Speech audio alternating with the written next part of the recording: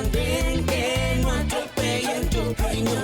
Súbete al andén, que no atropellen tu opinión. Aquí tú podrás compartir, debatir lo que a ti, lo que a mí nos pueda interesar. Son muchas voces unidas en una. Nadie te viene a... Bienvenidos, aquí comienza El Andén, donde nos subimos para que no atropellen su opinión. Este que es el programa de Jóvenes para Jóvenes, donde hablamos en el lenguaje de los jóvenes de las noticias de la semana. Esta semana que está arrancando el Mundial de Fútbol, el que concentra la expectativa de todo el planeta, pero que una vez más demuestra que la política está en todo. Hasta en el Mundial de Fútbol terminamos hablando de política, terminamos hablando de la que es una de las noticias de la semana, la violación de derechos humanos que se hace en un régimen como el de Doha, particularmente como el de Qatar, muy distinta a la democracia que conocemos en Colombia, y por eso este ha sido un tema también político, una semana de muchas noticias. Por eso es un gusto como siempre acompañarlos. Soy Camila Carvajal y esta semana saludo a María Camila Roa, que se sube al andén para que no atropellen su opinión. María Camila, buenas noches. Tocaya, un placer, siempre fan, seguidora del andén, pero un gusto en esta ocasión estar de este lado del andén.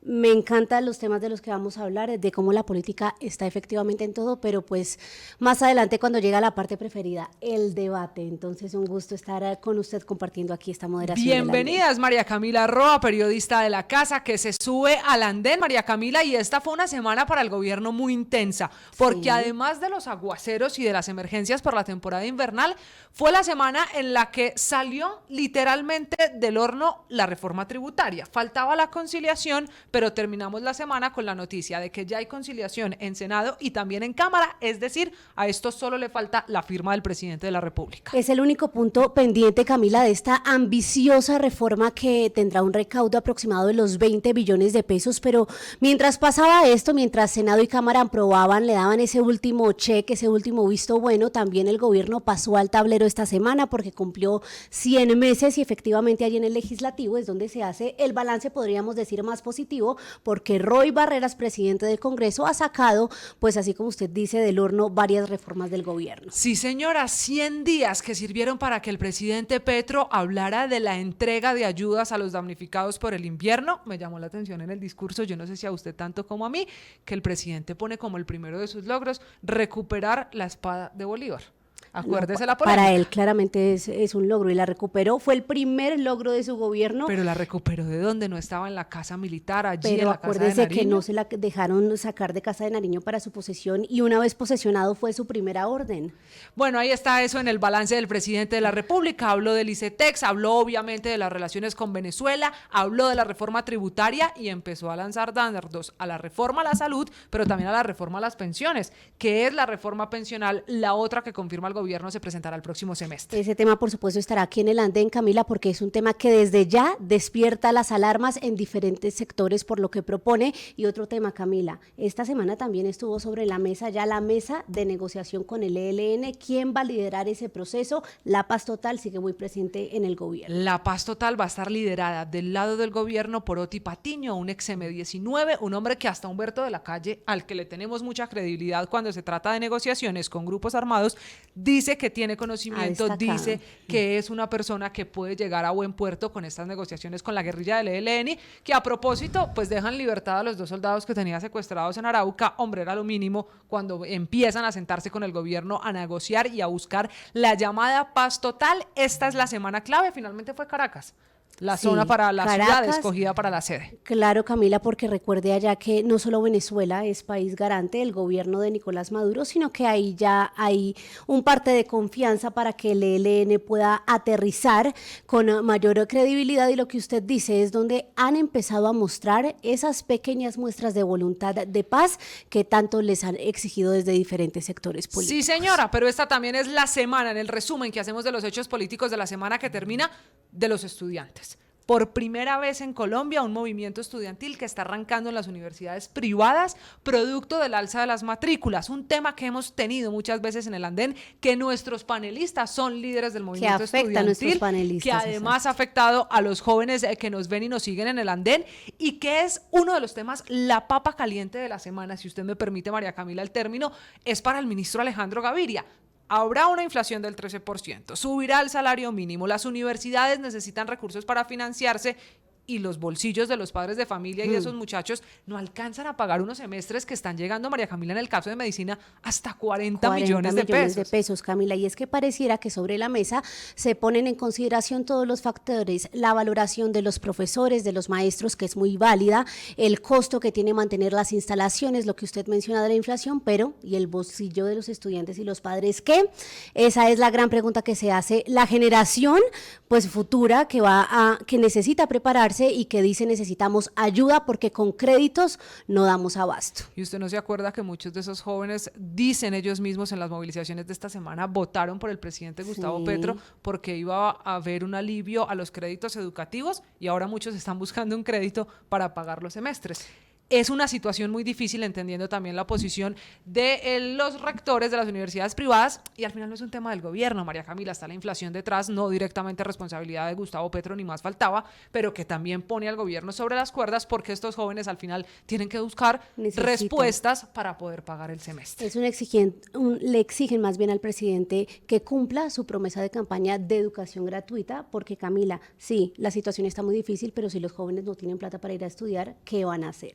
Esa es la pregunta también de la semana. Hablaremos de biopolímeros, hablaremos de los 100 días del presidente Gustavo Petro, que además del balance estuvo marcado por capítulos, una serie de sus 100 días en la Casa de Nariño. Hablaremos de lo que va a pasar en Verde Oxígeno, el partido de Ingrid Betancourt, con Humberto de la Calle y Daniel Carvalho, que nos ha acompañado aquí en el andén. Muchas noticias. Vamos a hacer la primera pausa y ya regresamos para hablar precisamente de estos que son los hechos más importantes en la política colombiana. Bienvenidos. Muy bien, María Camila, y esta noche usted nos trae el primer invitado que tiene un tema que fue uno de los más polémicos en la semana. Polémicos porque ha dado mucho de qué hablar después de casos de reconocidas modelos donde terminan en el Congreso de la República tomando decisiones sobre el uso de biopolímeros. ¿Quién nos acompaña esta noche? Camila, nuestro invitado es el ponente de este proyecto de ley, el senador Carlos Fernando Motoa de Cambio Radical. Él fue quien lideró pues el trámite de esta iniciativa en el Senado. Es su tercer debate, es decir, falta solo un paso para que el proyecto de ley apruebe que puedan ir a la cárcel los especialistas autorizados o no autorizados que apliquen estas sustancias modelantes no autorizadas a las mujeres, a los hombres, porque los biopolímeros también se los aplican, Camila, a los hombres, y pues que son nocivos, perjudiciales para la salud y terminan muchas veces en la muerte. Senador Motoa, buenas noches, un gusto saludarlo. María Camila y Camila, muchas gracias por la invitación, muy complacido de estar en este importante espacio de las radios y de las redes en Colombia. Como usted bien lo ha dicho, María Camila, nos corresponde al Congreso de la República, de acuerdo a la gravedad de ciertas legislar, establecer eficientes para contrarrestar lo que hoy parece un problema de salud pública, los resultados nocivos a las mujeres y a los hombres que han sido inyectados por sustancias modelantes no permitidas, biopolímeros, como conoce en el país a estos pacientes o a estas víctimas. Los testimonios son desgarradores y por eso hemos decidido presentar y apoyar este proyecto de ley. En este caso, senador Motoa, ¿qué pretende usted con el proyecto de ley? Y cuando le digo usted, ha sido uno de los ponentes, pero sé que además logró muchos apoyos en el Congreso de la República. Si se aprueba esta ley, ¿habrá cárcel para el que use biopolímeros y hay más castigos? Mira, importante recordar que este proyecto se ha venido construyendo con aportes de los congresistas de diferentes partidos, pero también con aportes de las víctimas y del personal médico. ¿Qué pretende este proyecto de ley? Usted me pregunta los ejes fundamentales, son 4 de ellos. El primero es establecer acciones en favor de las víctimas, medidas que protejan a las víctimas de biopolímeros. ¿En qué consisten esos apoyos o esos respaldos? Primero, apoyo psicosocial. Las secuelas y el daño a la salud mental ha sido demostrada por esa afectación a la integridad física. Segundo, campañas de pedagogía, de publicidad para advertir de los peligros de esa sustancia en el cuerpo humano. Tercero, un registro del uso y comercialización de los productos, quién los compra, quién los vende, quién adquiere esas sustancias modelantes para poder hacerle seguimiento y seguir la trazabilidad en la comercialización. Y cuarto, tema fundamental, utilizar la última herramienta que tiene el Estado para sancionar la conducta, que es crear el tipo penal. quien inyecte o infiltre biopolímeros tendrá penas de prisión y multas. Estas se van agravando si son un profesional de la salud quien la inyecta o quien las infiltra, o si se trata de secuelas permanentes en el rostro, o menores de 18 años, o atentados casi que lleven a la persona a perder la vida. Esas son, a grandes rasgos, los 4 ejes fundamentales de este proyecto de ley. Senador, en ese sentido, se ha hablado mucho del uso de biopolímeros en el país con grandes modelos y usted sabe mejor que yo el caso, por ejemplo, de Elizabeth Loaiza, que sabemos los ha acompañado en el Congreso en esta discusión, pero también aparece Jessica Cediel o aparecen otras de las más reconocidas modelos y presentadoras del país como la cara de quienes han usado biopolímeros y han mostrado este problema. Usted que está trabajando el tema, ¿qué se encontró? ¿Qué tan común es el uso de biopolímeros? Y el drama que vemos para algunas famosas sí se está repitiendo en las calles con las mujeres o con los hombres en la vida y en el día a día de los colombianos. Así es, Camila, los testimonios son desgarradores y lo que vemos con preocupación en el Congreso es que cada vez son mayor el número de casos, vienen en aumento. Algunos tratadistas en materia de salud hablan de que es un verdadero problema de salud pública. ¿Por qué razón? Porque hace varios años no se conocía técnicamente la afectación que esa aplicación de sustancias modelantes no permitidas causaban en el cuerpo humano. Luego de que se conocieron los desastres que causan en la integridad física, en la salud mental, pues se han venido estableciendo acciones de prevención, pero realmente vemos que esta práctica siguen siendo engañadas mujeres que no son aplicadas esas técnicas médicamente aprobadas, autorizadas, o que utilizan sustancias que no son las adecuadas para el cuerpo humano, como aceite de cocina, como derivados del petróleo, y se venden o se engañan a las víctimas con diferentes nombres, que son retabilizantes, que son vitaminas, y causan secuelas permanentes en la salud de las víctimas. Y eso es lo que hemos querido hoy, no solamente por la afectación a estas personas famosas, modelos, que por supuesto han sido valientes y han puesto la cara para advertir las consecuencias de la aplicación de biopolímeros, sino también muchas mujeres anónimas, amas de casa, personas que trabajan en la oficina que no tienen una exposición a los medios, que vienen siendo afectadas con esta práctica, que muchas veces es utilizada por profesionales de la salud no éticos y que en otros casos se engaña también a las personas con la aplicación de productos que no son, digamos, compatibles con el cuerpo humano. Senador, sí, sabemos que precisamente usted y la senadora Norma Hurtado, autora de la iniciativa, pues pusieron sobre la mesa que uno de los principales problemas es que esto no está regulado. Le preguntaron al INVIMA y solo tenía 2 sustancias bajo el nombre de biopolímeros registradas. ¿Cómo van a hacer? ¿Qué pretende el proyecto en esta materia para que esto se regule y se sepa quién puede aplicar las sustancias y cuáles son las permitidas? Varias normas en el proyecto de ley, María Camila. Una de ellas establece una posibilidad de que en tiempo, digamos, real, consultar a cargo del Ministerio de Salud toda la información de los centros de cirugía, de los profesionales de la salud, el número de registro de esas clínicas, para que puedan tener esa confianza, quien se ha practicado cualquier procedimiento quirúrgico de aplicación de sustancias modelantes permitidas, pues que está recurriendo a un profesional idóneo. Igualmente se establece, si alguno de estos profesionales de la salud ha tenido alguna sanción disciplinaria o de tipo penal, pues va a quedar ese récord, ese antecedente en esa consulta que puede realizar a través de la página o del sistema interoperable que va a crear el Ministerio de Salud.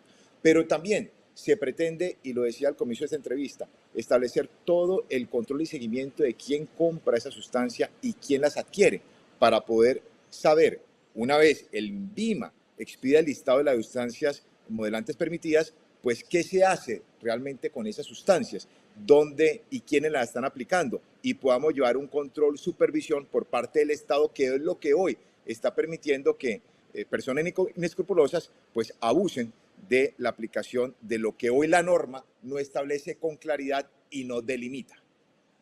Pero, senador Mota, una pregunta final. Aprobado ya el tercer debate. ¿Qué falta y cuándo espera usted que tenga esto ya luz verde, que ya sea una decisión final? Pues Camila, afortunadamente y por la dimensión de lo que decían la problemática de salud pública, pues este proyecto ha venido siendo acompañado por unanimidad, por todos los partidos políticos.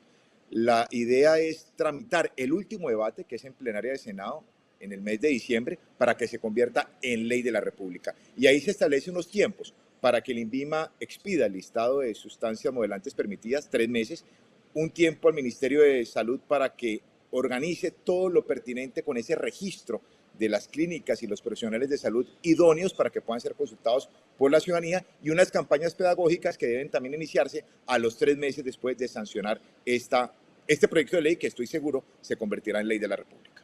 Y que lo necesitábamos en el país porque este se ha convertido, como usted lo dice, senador Motoa, en un tema de salud pública. Es el senador Motoa, uno de los hombres, María Camila, que ha estado pendientes de este asunto, que le insisto, tiene de fondo pues un tema médico, un tema de salud. Carlos Fernando Motoa, senador, gracias por haberse subido este viernes al andén. Muchas gracias, Camila, muchas gracias, María Camila, y a todos los cibernautas, muy amables.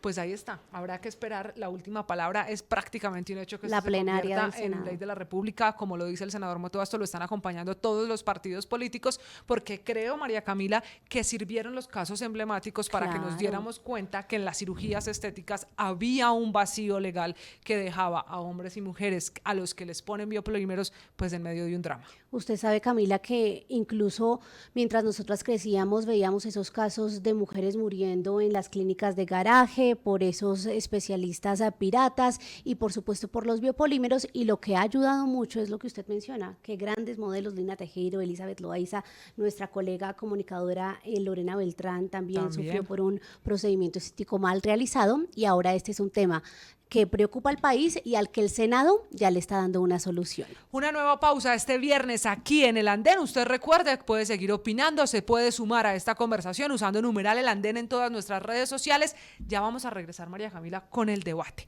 que hoy tiene los 100 días del presidente Gustavo Petro como tema central. Ya les presentamos nuestros invitados. Hacemos una pausa y regresamos al Andén.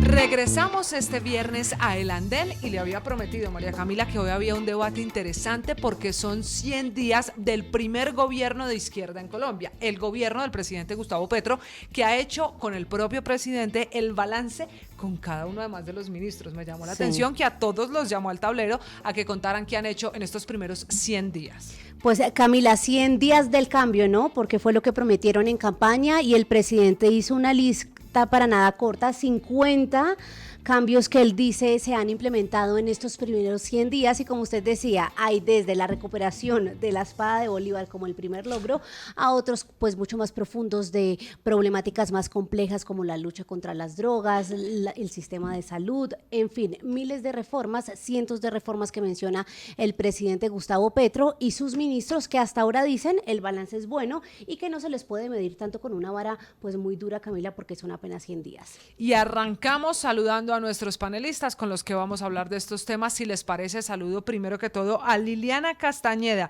que se sube esta noche al andén, ella que es edilesa de Teusaquillo, además secretaria distrital de las mujeres del Partido de Dignidad. Liliana, bienvenida al andén, buenas noches.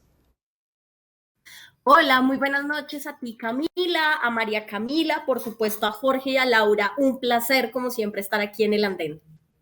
Y esta noche, sí señora, usted se me anticipó un poquito, voy a saludar a Jorge Buitrago, que es uno de los nuevos panelistas del andén, que se suma a este grupo de jóvenes con los que hablamos de política y de la realidad colombiana. Jorge, que además está en Cali, que hace parte de las Juventudes Liberales. Jorge, bienvenido, gracias por acompañarnos. Hola Camila, un gusto saludarte, saludar a María Camila, a Liliana y a todo el equipo hoy.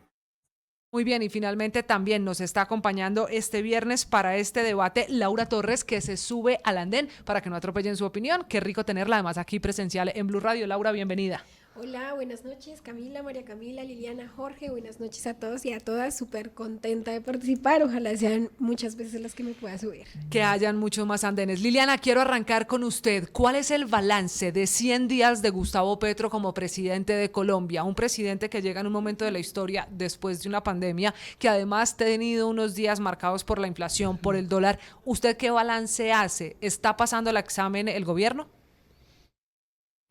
Bueno, yo creo que no se puede hacer un balance en blanco y negro para empezar. Pero sí creo, yo leía una columna de Mauricio Jasir, el profe de la Universidad del Rosario en estos días, y recoge parte de lo que yo pienso.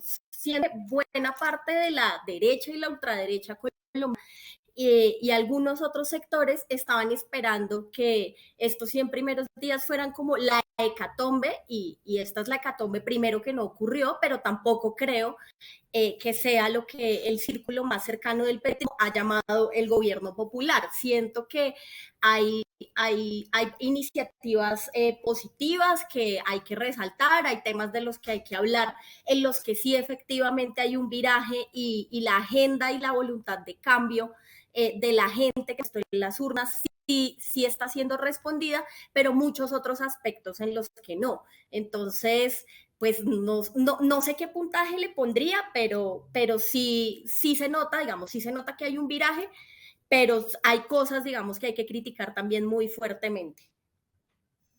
Y Laura, ¿cómo lo ve? Liliana dice algo puntual y es que no se puede definir en blanco y negro, pero que sí se inicia pues como a ver esa curva, ese cambio de rumbo. Laura, ¿cómo califica estos 100 días? Bueno, pues yo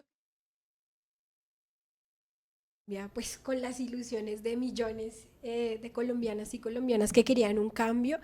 Desafortunadamente yo no veo ningún cambio sustancial. Creo que no hay un cambio, por ejemplo, en lo más importante, y es una de las razones, yo diría que la razón principal por la que Colombia no es el gran país que pudiera ser, y es el sometimiento del país a los intereses estadounidenses. Yo creo que en eso sigue el mismo continuismo de los últimos gobiernos, y creo que hay bastantes elementos que ojalá podamos ahora desarrollar para pues demostrar un poco cómo de verdad no hay un cambio de rumbo frente a eso, que es lo principal. Y en su caso, Jorge, usted que además está en Cali, que ve esto con unos ojos liberales, ¿cree que el presidente Petro ha cumplido en los primeros 100 días? Yo diría, Camila, que es todavía muy prematuro, como ya ellos lo han llamado, para hablar de logros. Un gobierno a los 100 días, a lo sumo, se puede hablar de anuncios, intenciones y de ir cogiendo uno u otro rumbo. De logros específicos, concretos, que se hable de un resultado, hablaría de la ley de paz total, de la reforma tributaria, y de ahí para allá vamos viendo el camino que va a coger. Que si lo comparamos con su inmediatamente asesor, que fue el presidente Duque, pues sí se nota, digamos, un gobierno con un corte un poco más reformista y más de querer impulsar algunos cambios sustanciales en el país, pero yo creo que más allá de eso y en línea con lo que ellos se han autodenominado como el gobierno del cambio, no se ve en el país que vayan a haber grandes cambios de fondo, entre otras cosas, y pues ya lo debatiremos tal vez más adelante. El presidente llegó continuando las mismas prácticas políticas, la misma repartición del poder, la misma forma de negociar, la misma forma de gobernar en lo sustancial, pero sí han sido ellos muy buenos en lo mediático, y creo que eso es un poco también lo que ha marcado el favoritismo que están sin duda marcando las encuestas, con una crítica que cabe a todo eso, es algunos anuncios irresponsables y el no entender del todo que están en la posición de gobernar y no de hacer proselitismo, y me refiero con esto a una crítica puntual que fue el exabrupto de haber hecho una marcha para apoyar 100 días que, como lo dije, simplemente se pueden ver de meros anuncios y de muy poco logro. Jorge, pero precisamente hemos escuchado las intenciones del gobierno, las promesas, pero han sido 100 días de ejecución, acciones se han tomado, decisiones se han tomado. ¿Usted no ve un logro para destacar en estos 100 días? Yo logro concreto, reforma tributaria, ley de paz total, el camino que se está iniciando para los diálogos con el ELN, la recomposición de las relaciones con Venezuela, lo que se está haciendo, las tendencias que va cogiendo hacia la protección de la Amazonía, y ya, esas son cosas que yo puedo decir, son logros específicos, porque otras cosas, perdón, y se me queda uno muy importante, que es el acuerdo con los ganaderos para el inicio de la reforma agraria. Yo creo que eso sí va a ser de los grandes logros de este gobierno, donde le cabe otro que no haya nacido acá, pero sin duda tiene una carga simbólica muy fuerte, que fue la entrega de la hacienda de Carlos Castaño a víctimas. Un proceso de restitución no se hace en 2 meses, eso seguramente viene, puedo decir, incluso desde el gobierno Santos o más, pero Petro hace ese acto simbólico, que si a eso le unimos el acuerdo con Fedegan, pues estamos viendo que sin duda el tema agrario va a ser de sus grandes resultados de gobierno. Así las cosas, a mí me llama la atención, Liliana, que cuando se habla de los logros del presidente en estos 100 días, entra en la lista la paz total y un proyecto y un proceso que está pensando y empezando con los grupos armados. Pero esa no fue una propuesta de campaña del presidente Petro. En presidente escuchamos cuando estaba de candidato que quería negociar con la guerrilla del ELN, que había que buscar la paz total, pero sí era una bandera, sí se prometió en campaña con este nivel de compromiso una paz total. Creo que no se estaba hablando o no fue sino hasta pasada la campaña que se empezó a hablar de paz total como con ese nombre. Sin embargo, cuando uno hace lectura del programa, efectivamente el compromiso con el logro de la paz, de negociación con otros grupos armados, de sometimiento de otros, incluso sí era uno de los ejes más fuertes del programa de campaña de Gustavo Petro y Francia Márquez.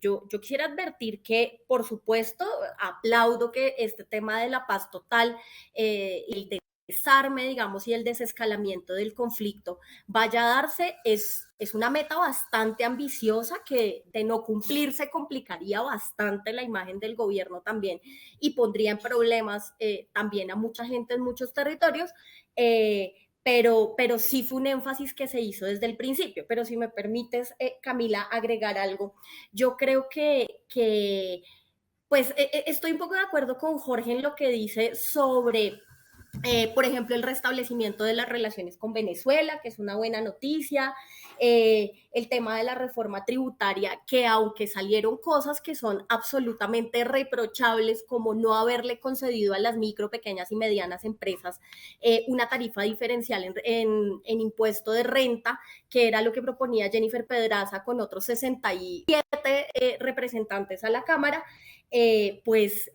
la reforma siguió siendo mayoritariamente progresiva y creo que también, pues más allá de los anuncios, se vio un viraje, por ejemplo, en los énfasis del presupuesto general de la nación que dejó armado el presidente Iván Duque.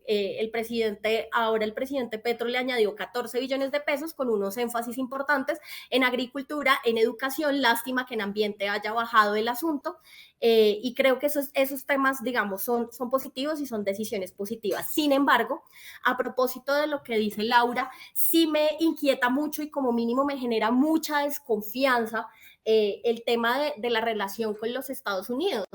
Si con Duque se quejaba la opinión política colombiana de que el gobierno de los Estados Unidos no le paraba bolas y hacían chistes y memes con esto y todo, aquí vemos es todo lo contrario. Aquí hay por lo menos una vez a la semana una visita de un alto funcionario de los Estados Unidos. Ya estuvo el director de la CIA, ya estuvo la comandante del Comando Sur, 2 veces además, y eso pues definitivamente a mí no me da ninguna confianza porque tampoco se entiende cómo la intervención de los Estados Unidos o de la OTAN, por ejemplo, va a servir para reforestar la Amazonía o para protegerla de la deforestación. No se entiende a menos de que hablemos de un interés militar incluso sobre Colombia, que ha sido como un aliado o tal vez una parte importante de su patio trasero, que así es como maneja Estados Unidos las relaciones. Entonces, sí me gustaría también ahondar sobre eso, porque ahorita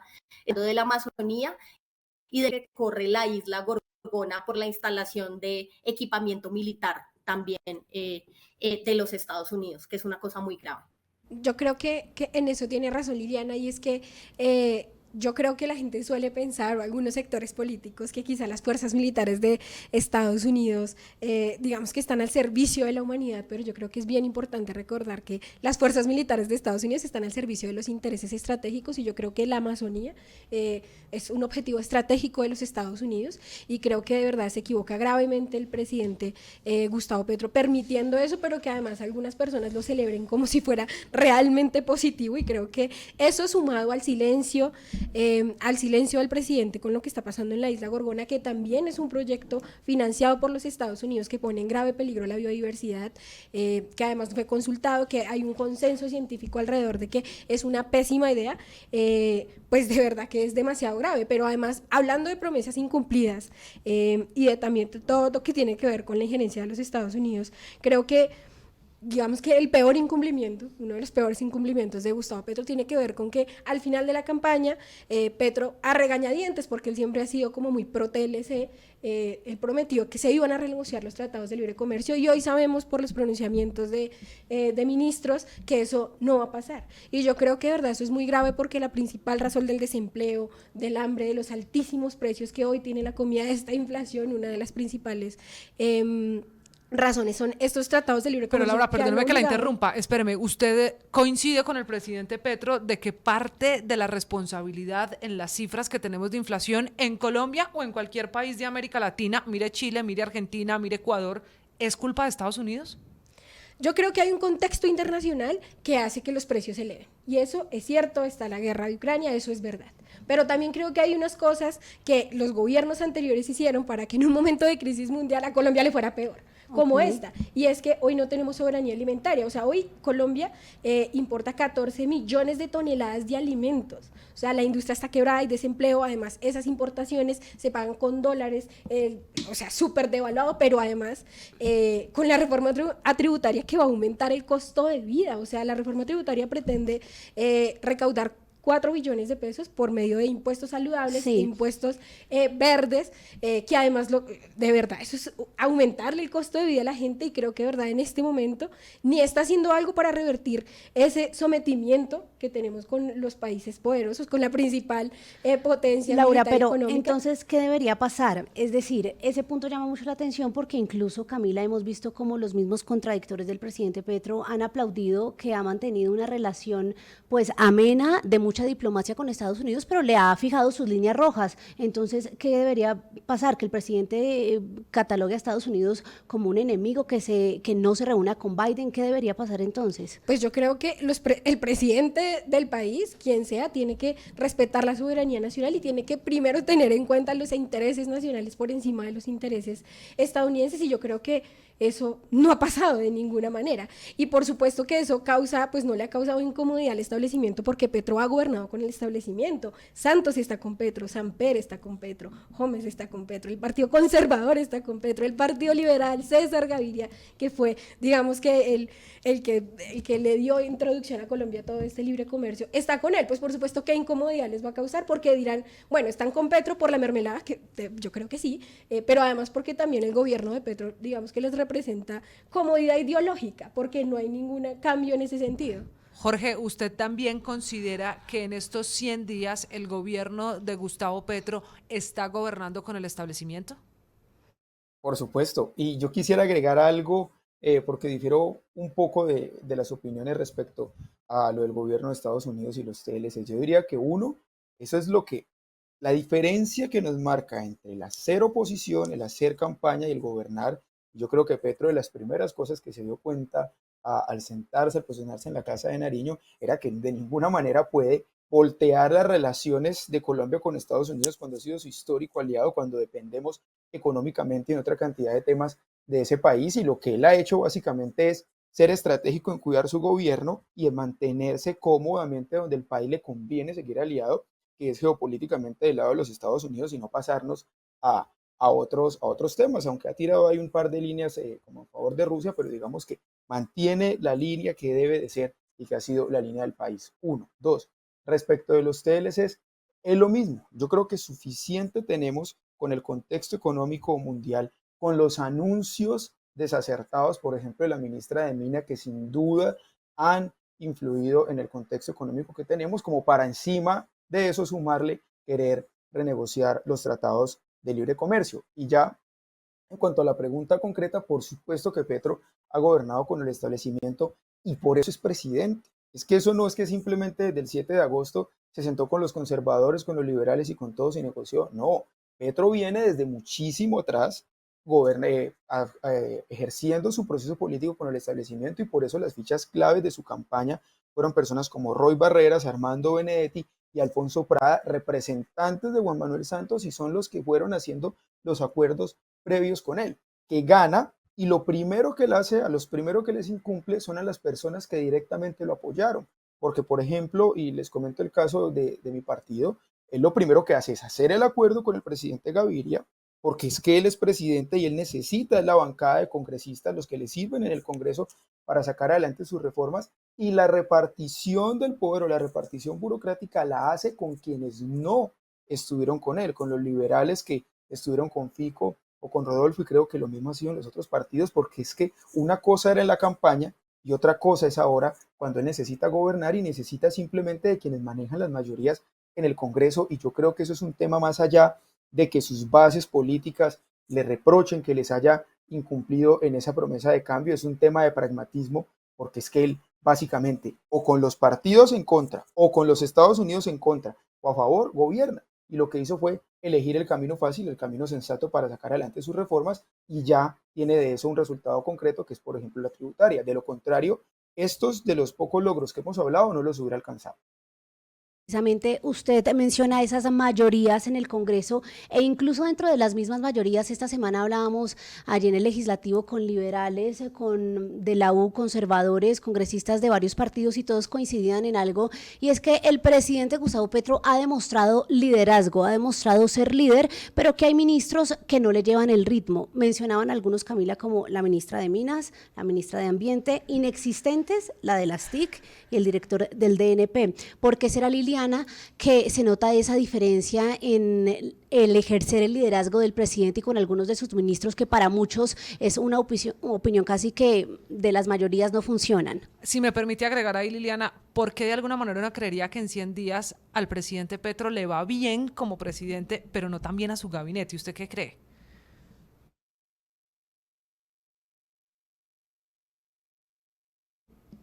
Ya, hola. Bueno, yo creo que hay un asunto también un poco como de descoordinación. Efectivamente hay un asunto con la comunicación que no va bien, y sabemos que Petro tiene, digamos, lo que se llama en análisis político como un teflón que resiste un montón de traspiés sin que su imagen se vea, pero eso no ocurre de igual manera con el gabinete. Y efectivamente ha habido unos fallos de comunicación bien importantes, por ejemplo, en política de minas y energía. El tema de la ministra de Minas es preocupante, no solo, digamos, por los anuncios que ha hecho y porque no hay una hoja de ruta clara para la transición energética, sino también porque las comunicaciones han sido erradas y la relación incluso con los medios de comunicación ha sido bastante errada. Por ejemplo, este país perdió la oportunidad de verdad de hablar con seriedad del tema del decrecimiento. Uno, porque la ministra no supo manejar el tema, o sea, no supo explicárselo bien al país. Y segundo, porque la oposición tampoco supo hacer la tarea de controvertir eso con argumentos, y terminamos en la caricatura de que el país, entonces la economía tenía que decrecer en medio del peor momento de crisis que es el que estamos viviendo. Entonces creo que sí hay como de descoordinación también en comunicaciones, y creo que en este momento, digamos, de plan de desarrollo, seguramente se van a ver muchísimas más caras, salir otras caras, porque en lo que se han concentrado ahorita es en la reforma agraria, y por supuesto José Antonio Campo ha tenido un papel preponderante en esto, igual que en el presupuesto, igual pues porque hubiese sido el ministro casi que de quien ganara, tal vez no de Rodolfo Hernández, pero sí iba a ser también el ministro de Hacienda de, por ejemplo, si hubiese ganado también. Entonces creo que obedece también al momento político que estamos viviendo ahorita. Señora, yo les propongo que giremos la discusión y, Jorge, nos metamos a hablar de puntos particulares. Hablemos de los estudiantes. Gustavo Petro hoy es presidente de Colombia con el apoyo de muchos jóvenes, lo dice el propio presidente, lo agradece después de ganar las elecciones y promete para ellos, entre otras cosas, un alivio en créditos educativos, lo que está pasando con la reforma que vendrá para el ICETEX. Pero justo cumple 100 días en el gobierno con muchas quejas e incluso la sombra de un paro estudiantil que nacería en las universidades privadas. ¿Cuál es la evaluación en materia educativa? ¿Empiezo ya? Arrancamos con Jorge y vengo con usted, Laura. Preguntaste a Jorge, perdón. Listo, yo también quiero opinar. Listo, Liliana, arrancamos. Jorge, ¿usted Camila, qué cree en la evaluación de educación?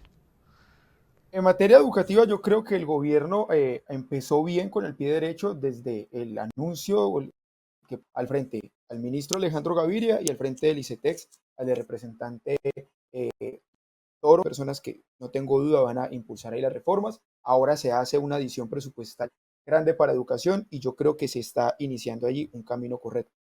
Pero le puede pasar algo que es lo que seguramente le va a iniciar y va a terminar siendo su talón de Aquiles, como lo puede pasar con muchos otros temas gruesos, y es el problema de haberse puesto a prometer tanto en campaña, cuando llega a gobernar se choca con la realidad y con el contexto económico actual. Y es, por ejemplo, lo que ya está empezando a pasar por el alto costo o los incrementos de las matrículas el próximo año.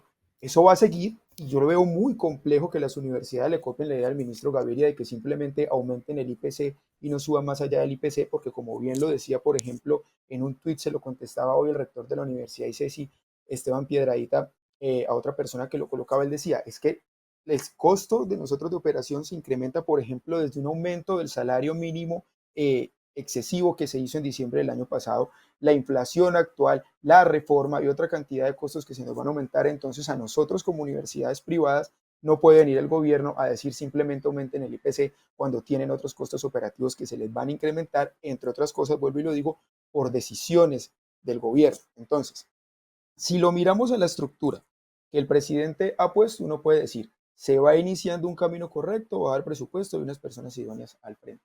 Pero si lo miramos o lo comparamos con la realidad, en mi caso, que en algún momento estuvimos también marchando cuando el presidente Santos intentó reformar lo que era la ley 30, el presidente la va a tener muy difícil con los estudiantes. Uno, porque les prometió demasiadas cosas que le van a ser muy complejas de cumplir. Y dos, porque es que los estudiantes siempre van a ser irreverentes frente a los gobiernos de turno, les cumplan en mayor o en menor medida, y a ellos les es indiferente si el contexto económico hace que sus universidades aumenten, porque es que simplemente para una familia o para un estudiante le queda muy complejo de un momento a otro aumentar el pago de su matrícula en 2 millones, en 3 millones, en 10 millones, si no tiene los recursos y más como estamos. Entonces yo creo que ese tema estudiantil va a atravesar, como puede pasar seguramente también con la salud, como uno de los temas difíciles para el gobierno en los próximos años. Petro empezó desde el primer día mal con la designación de Alejandro Gaviria como ministro de Educación. Es un neoliberal bien reconocido en el país y yo creo que ha hecho varias cosas, varios incumplimientos que se veían venir desde antes, pero que podríamos enumerar. La condonación plena no es verdad. Créditos con el ICETEX son interés 0%, no es verdad. Pero hablando del ICETEX, que yo quiero hacer énfasis en esto que me parece lo más grave de verdad, y es que en la reforma tributaria, en el texto que se concilió, artículo 95, se le impone un impuesto a las universidades, un poco para financiar al ICETEX. Y yo creo que eso es demasiado grave, que Gustavo Petro se venda como el defensor de la educación pública y sea capaz, es que de verdad sea capaz de ponerle un impuesto a las universidades públicas que vienen históricamente desfinanciadas. De verdad es una cosa que no tiene presentación, que los estudiantes y las estudiantes de verdad tenemos que alzar nuestra voz, porque si a Duque le pedíamos que cumpliera los acuerdos que firmó con los estudiantes y las estudiantes en 2018, pues ahora Petro nos toca pedirle, oiga, por favor no le ponga impuesto a la universidad pública, porque bien mal que sí estamos y muchas dificultades tenemos que sortear. Yo creo que es importante, eso que está mencionando Laura, yo creo que es importante y siento que lo que sucede es un asunto tal vez de falta también de planeación, porque los estudiantes y las estudiantes efectivamente dieron un voto de confianza a Petro, porque por supuesto no daba lo mismo un gobierno de Petro que un gobierno de Rodolfo Hernández. Sin embargo, con este tema del ICETEX hay unas preguntas que debe salir a responder el gobierno a partir de esto que menciona Laura, y es la contribución que pagan las universidades para, entre comillas, subsidiar esa tasa de IPC más cero, que es algo que también venía exigiendo el movimiento estudiantil. Aquí importa mucho de dónde sale la plata. Y si la plata la van a poner las universidades públicas y privadas, pues sería muy grave. Primero, porque agudizaría este fenómeno que tiene hoy a las universidades privadas en paro, con justa razón por los aumentos desmedidos que van con la inflación y porque no hay regulación hoy que permita controlar esas alzas, y ni hay democracia en las universidades privadas que permita saber cómo se maneja la universidad y que la comunidad de estudiantes y profesores y profesoras entienda por qué se están dando esas alzas siquiera, pero por otro lado también es sumamente grave, no importa el monto que tengan que poner las universidades, no importa si son 10,000 pesos que tienen que poner las universidades privadas, pues no se puede poner a las universidades públicas, no se puede poner a las universidades públicas de ninguna manera a subsidiar el tema de la caída de los intereses de ICETEX. El fondo de esto también es de dónde viene la plata con la que el ICETEX se endeuda a su vez a cientos de miles de familias en Colombia. Y es que esa plata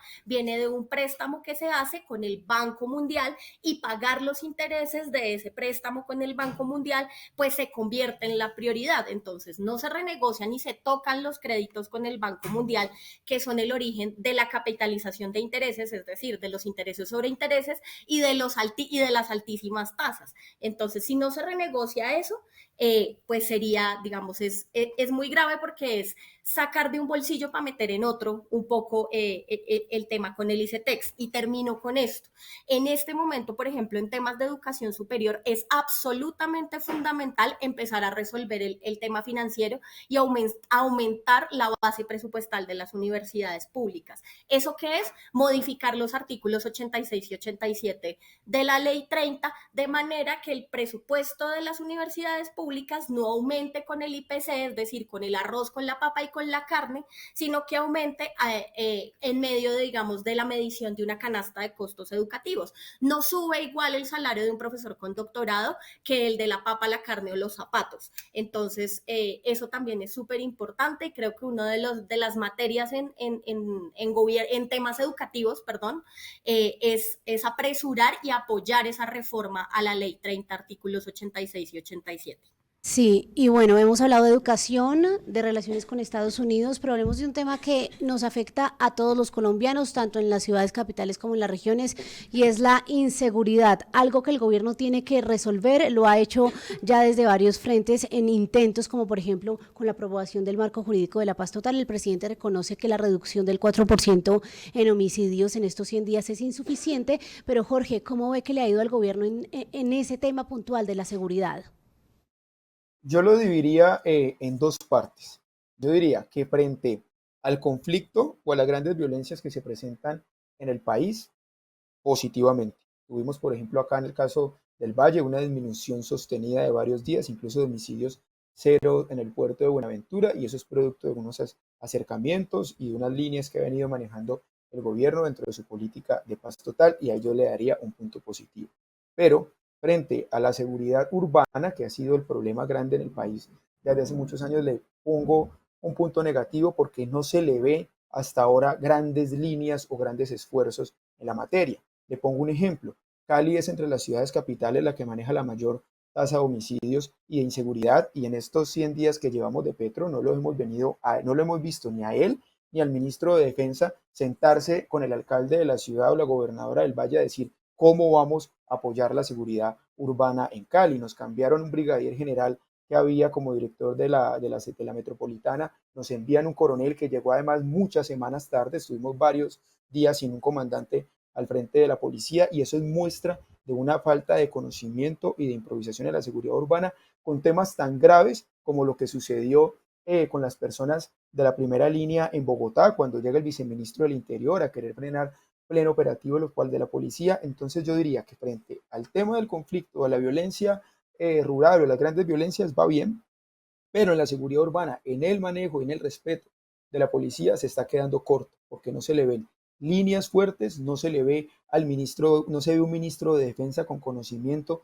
o interés de querer apropiarse del tema, y encima de eso han habido por parte de personas del gobierno un par de acciones que diría yo van en contra del respeto al ejercicio y de la autoridad y de la policía, y ya eso le generó, por ejemplo, choques como el que tuvo con la alcaldesa Claudia López. Jorge, María Camila, Liliana y Laura, son 100 días, podríamos quedarnos mucho tiempo evaluando los primeros 100 días, pero quiero hacerles una pregunta final porque se nos está acabando el tiempo y quiero empezar con Liliana. Para usted, a su criterio, con la mirada que tiene del gobierno, ¿cuál es hoy, Liliana, el logro y el fracaso? 100 días del primer gobierno de izquierda en Colombia. ¿Usted cuál pondría en cada lado? Bueno, yo creo, no sé si un solo, pero yo creo que el viraje hacia el tema de la paz total, digamos, de introducir la necesidad de desescalar el conflicto para lograr otro tipo de temas de bienestar, de consecución de derechos y de presencia del Estado en distintas partes del país, me parece una apuesta importante, insisto, audaz, un arma de doble filo tal vez, pero me parece importante, igual que algunos temas de política internacional, como el restablecimiento de relaciones con Venezuela y un poco el tema de la reforma tributaria, de la estructura tributaria para que sea un poquito más progresiva. Eso me parece positivo. Podría mencionar también lo de la circular del aborto, que creo que es importante en materia de derechos para las mujeres, pero creo que el gran fracaso también del gobierno de Petro es esa inconsistencia que sigue teniendo entre lo que dice y lo que hace. Hay un discurso bien interesante que dio en Naciones Unidas hablando de cambio climático, del fracaso de la guerra contra las drogas, sin embargo, pues es con más militarización que se intenta afrontar el cambio climático en el Amazonas.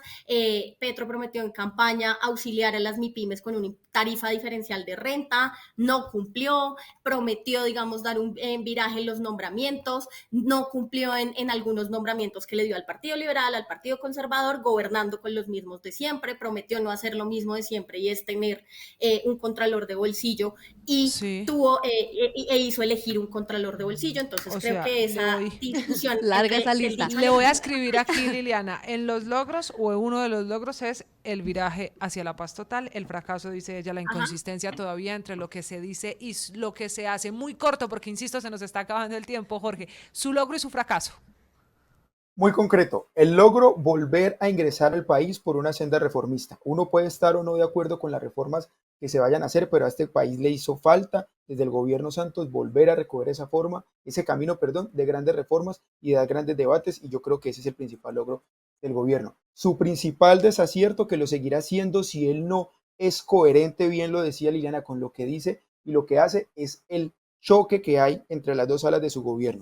El ala, digamos, tradicional, que en lo personal creo que le conviene más al país, y el ala radical, como lo es el de sus ministras de Minas y del Trabajo. Si el gobierno, si el presidente no ordena su gabinete y escoge cuál es la línea que va a seguir, va a estar en un choque entre incumplirlas a los unos y a los otros y generar la incertidumbre para el país, que se refleja en alzas como lo del dólar y la situación económica que estamos empezando.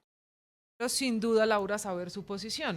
¿El fracaso y el logro es? Yo creo que la mayor equivocación es seguir la receta de Estados Unidos para los países como Colombia, copiar y pegar una reforma tributaria pues hecha por la OCDE y el Fondo Monetario Internacional, y yo creo que de verdad si no corrigen eso, nada bueno le va a pasar al país, no se va a poder revertir y vamos a seguir en lo que venimos en realidad. Y creo que uno de los aciertos del gobierno de Petro, tal como lo decía Liliana, es restablecer las relaciones con Venezuela. Creo que es un despropósito del gobierno de Duque, de verdad que no tenía ningún sentido, creo que eso es positivo, y también lo de la paz total lo resalto como algo positivo. Esta discusión apenas comienza, María Camila, porque son 100 días del primer gobierno de izquierda. Hemos insistido mucho en eso porque hace, sin duda, que marque historia y que ya Gustavo Petro esté haciendo un gobierno que vamos a estudiar en todos los libros de historia en unos años. Sí, sin duda alguna, Camila, una evaluación por encima, porque en 100 días hasta ahora se empiezan pues a barajar esas cartas, a mostrar las intenciones del gobierno, a las reformas a tramitarse. Cabe mencionar ahí que su relación con el Congreso hasta ahora sigue sólida, sigue con la aplanadora, con las mayorías, pero pues falta mucho tiempo para ver, Camila, si efectivamente las promesas de campaña se van a hacer una realidad o quedan sobre el papel en estos 50 logros o intenciones más bien que menciona el presidente Petro. Las reformas de las que hablaba Jorge hace un momento, nos espera la reforma a la salud, nos espera la reforma a la pensión, ya salió adelante la reforma tributaria, está en camino la reforma electoral o política, así que esto apenas comienza. A Liliana, a Jorge y a Laura, gracias por haberse subido esta noche al andén, gracias por habernos acompañado. Liliana, como siempre, un gusto. Primero usted. Un gusto a ti, Camila, María Camila, a mi compañero y mi compañero de panel y a toda la audiencia. Bueno, que vengan muchos más andenes. Que vengan muchos más andenes. Jorge, bienvenido. Usted que está acompañándonos por primera vez, nos volvemos a ver y a escuchar. Muchas gracias, un gusto, Camila, María Camila, Liliana, Laura, y como lo dice Liliana, que haya mucho más antena. Acá estaremos. Muchas gracias. Laura, bienvenida siempre a Blue Radio. Muchísimas gracias, de verdad me gustó bastante. Creo que es un ejercicio bien positivo que hay que repetir. Gracias, María Camila, Liliana y Jorge. Y María Camila, Bueno, yo como también siempre, un feliz gusto. de Usted estar feliz por aquí, primera Sandra. vez aquí en este andén, el último del 2022, ¿no? Eso les iba a contar. Este es el último andén de 2022, no porque nos vamos de vacaciones, nos vamos a seguir leyendo en redes sociales. Lo que ocurre es que aquí en Blue Radio hacemos una pausa en nuestra programación tradicional porque ya llega el Mundial Nos de vamos de Qatar. Mundial. Nos vamos de Mundial, está todo el equipo de Blog Deportivo de Gol Caracol en Qatar y por eso cederemos nuestro espacio, el del andén, para que usted escuche, como lo hará todas las noches en Blue Radio, cómo va el Mundial. En el día serán los partidos, en la noche estará ese programa especial y el andén sin duda también se monta al Mundial y por eso cedemos nuestro espacio. Luego vendrá Navidad, luego vendrá fin de año, así que nos volvemos a subir al andén en el mes de enero, en la primera semana. Así que gracias a todos los que nos acompañaron este año, a nuestros panelistas, a ustedes que estuvieron con nosotros. María Camila, en el 2023 nos subimos al andén. Bueno, sin duda alguna veremos cargados de ganas para debatir, para que no nos atropellen la opinión y con nuevos panelistas también, ¿no? Y vamos a hablar ya en el 2023 de lo que trae el nuevo año, no solo en materia política, sino también, Camila, en las elecciones regionales, las Feliz reformas que se Navidad. avecinan. Mejor dicho, el 2023 nos señora. vemos con muchas ganas de seguir debatiendo aquí en el andén. Ya por aquí escucho a Liliana con el Feliz Navidad. Se me acabó el tiempo. Gracias a todos. Nos vemos, nos escuchamos, nos oímos en el 2023. Súbete al andén que no atropellen tu opinión. Súbete al andén que no atropellen tu opinión. Aquí tú podrás compartir, debatir lo que a ti, lo que a mí nos pueda interesar. Son muchas voces unidas en una. Nadie te viene a callar.